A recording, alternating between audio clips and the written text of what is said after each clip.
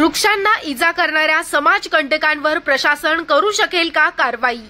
जिल्हा प्रतिनिधी अनिल गौर अमरावती यांनी घेतलेल्या सविस्तर माहितीनुसार वैविध्यपूर्ण हिरवाईनं समृद्ध असलेली जंगल आणि परिसंस्था ही जी पृथ्वीवरील जीवन वाढवण्यात महत्त्वाची भूमिका बजावतात, परंतु शहरातील विश्रामगृहाजवळ 8 ते 10 भले मोठे वृक्ष काही कालावधीसाठीच आपले आहेत, कारण त्या वृक्षांच्या मुळात काही विशिष्ट अज्ञात समाजकंटकांनी वृक्ष लागवड विरोधी कायदा संगोपनास घेतला आहे। त्या वृक्षांच्या मुळात जाणीवपूर्वक विशिष्ट अवजारानं काप मारल्याचं स्पष्ट दिसून येत असल्यानं विश्रामगृहाजवळील वृक्षांना कोण बरं इजा करण्यास कारणीभूत असेल, अशा प्रश्नांना परिसरातील नागरिकांमध्ये चर्चेचं उधाण आलं असून काही विशिष्ट सुज्ञच बेकायदेशीर वृक्षतोड आणि वन संरक्षण अंमलबजावणीची आव्हानं उभी करण्यास ठेपली असल्याचं परिसरामध्ये बोललं जात आहे। याकडे शासन प्रशासन तसेच वृक्षप्रेमी गंभीरतेने लक्ष केंद्रित करणार का, याकडे नागरिकांचं लक्ष वेधलं आहे।